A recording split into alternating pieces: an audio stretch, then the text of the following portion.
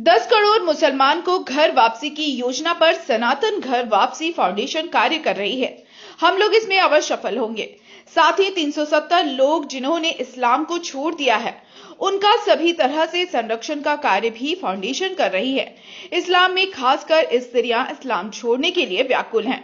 उन्हें सही मार्गदर्शन एवं संरक्षण मिले तो वे लोग घर वापसी को तैयार हैं। निरसा के उपचुरिया गांव में बजरंगबली मंदिर के वार्षिकोत्सव के अवसर पर आयोजित हिंदू सम्मेलन को संबोधित करते हुए रामकृष्ण मठ देवघर के स्वामी उदय जी महाराज ने कही।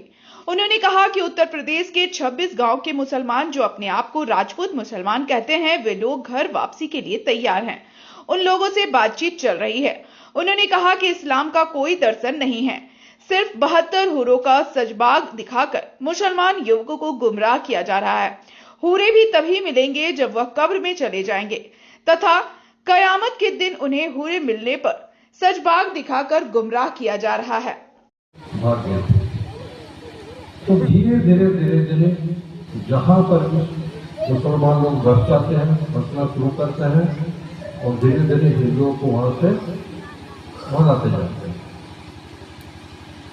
वहाँ पूजा करने नहीं देते हैं, वहाँ बहु बेटियों के ऊपर बुरा नजर डालते हैं, उनका बेइज्जती करते हैं और उसी चक्कर में हिंदू लोग वहाँ से भाग जाते हैं।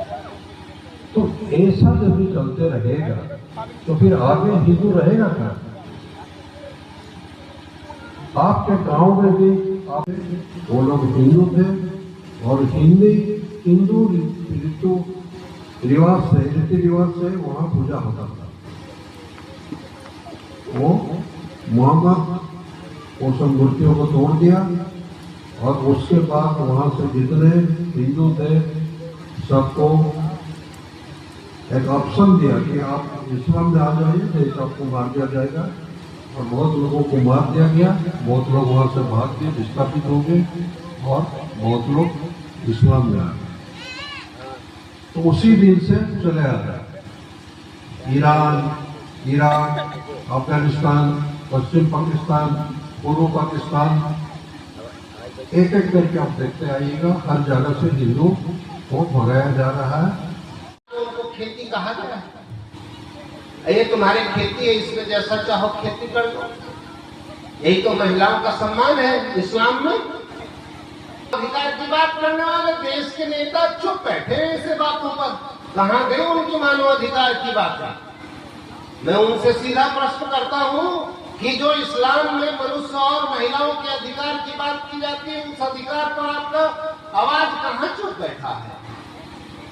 तो अभी हम लोग यूपी में काम कर रहे हैं। करीब 26 गांव जो है मुसलमानों का, जो अपने आप को राजपूत मुसलमान कहते हैं, 26 का 26 गांव जो है घर वापसी करने के लिए तैयार है। वो अपने आप को कहते हैं कि हमारे पूर्वज राजपूत थे।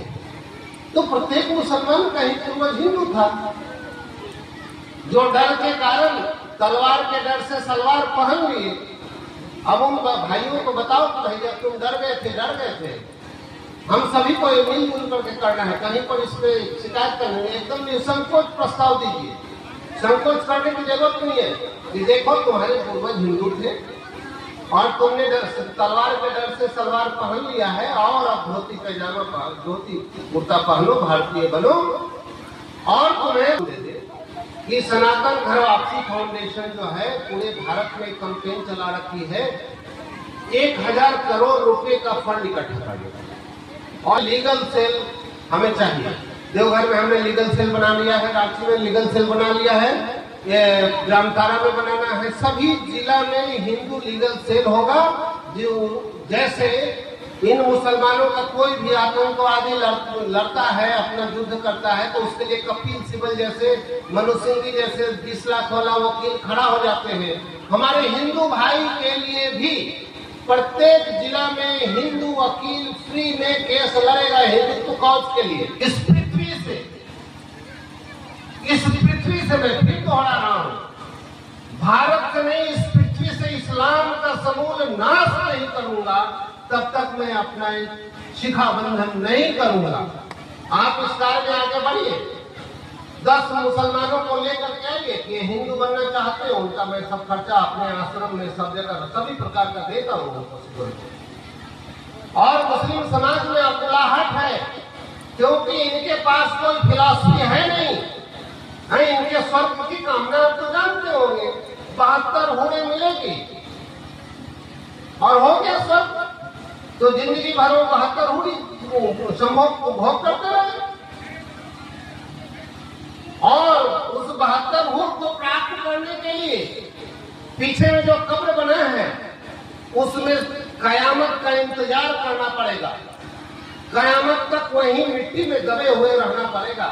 जब कयामत आएगी, कयामत के पानी जब उस कब्र में जाएगा तो अल्लाह आएंगे, अल्लाह आकर के फैसला करेंगे, ये अच्छा किया, ये बुरा किया।